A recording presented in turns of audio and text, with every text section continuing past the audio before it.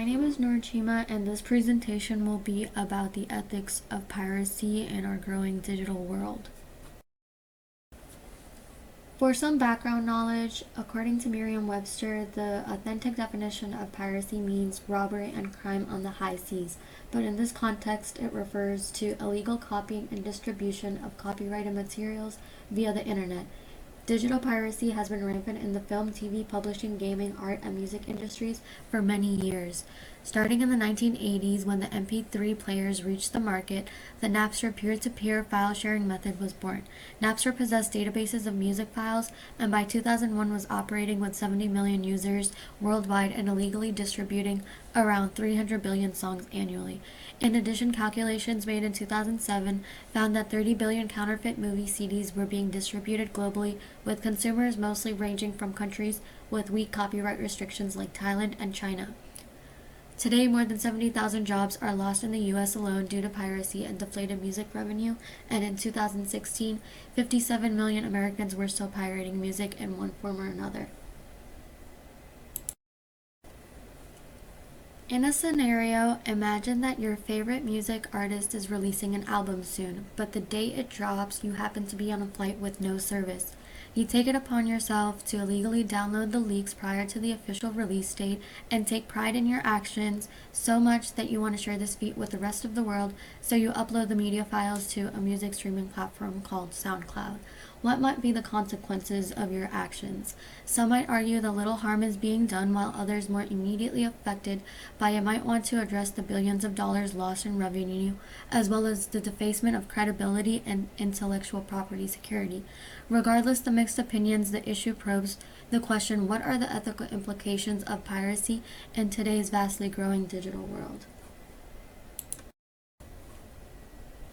Prior to assessing the issue at hand, one must declare and evaluate the stakeholders involved, which in this case would include content creators, distributors, and consumers. Content creators such as musicians, filmmakers, and software developers invest their time, money, and resources into collecting intellectual property that they should ideally have direct proprietorship over, as they reach a point where their only concern should be how well their art does, not whether legal licensure is being respected.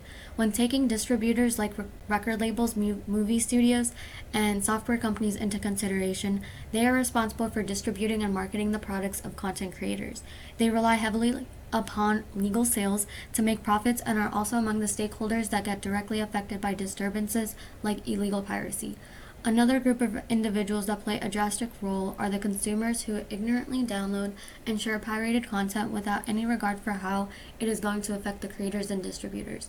Their motive, as humanistic and simple as it may be, only focuses on accessing products without having to pay for them. They have little regard for the negative ethical impacts. While each group of stakeholders acts as a separate entity and is affected differently by the notions of piracy, it is important to note that if one experiences damage, the others will greatly be impacted as well.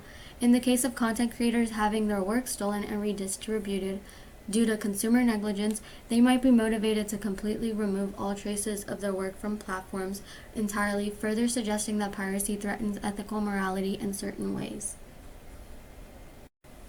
So these visuals are just some anti-piracy warnings from the early 1980s and 90s. So if we were to assess this issue from a virtue ethics lens, the ethicality of piracy in the digital setting overall depends on the character traits and human nature of the person engaging in the act. Virtue ethics is quite vague but focuses on the moral goodness of an individual rather than dictating behavior through set rules and consequences. If a person engages in piracy and really wants to listen to their favorite artist's new album because they lack self-control, are motivated by selfishness, or think it might make them more popular and famous if they share these illegal leaks, then this would be considered unethical. However, if a person engages in piracy because they genuinely cannot afford to pay for the content, for instance, and they are otherwise virtuous, this may be considered morally acceptable to some but not all.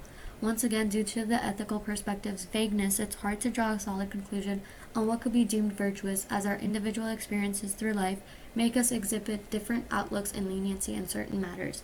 Nevertheless, virtue ethics preaches that traits like honesty, generosity, and loyalty are highly valued, so one should use their own judgment to pick the right decision that imitates these decrees. To sum up, The ethicality of digital piracy ultimately depends on the individual stakeholder. If one chooses to react morally, they may refrain from engaging in such juvenile activities. If they would rather bypass the laws put in place to prevent copyright infringement and take their chances with the consequences, then that is something that they are responsible for. Regardless of the ethical perspective, whether that be providing equal grounds for everyone to act on the accord of a set standard, or simply giving them the gears to drive their own virtuous decision, there will always be an ongoing debate on the costs and benefits of digital piracy as society deems it necessary.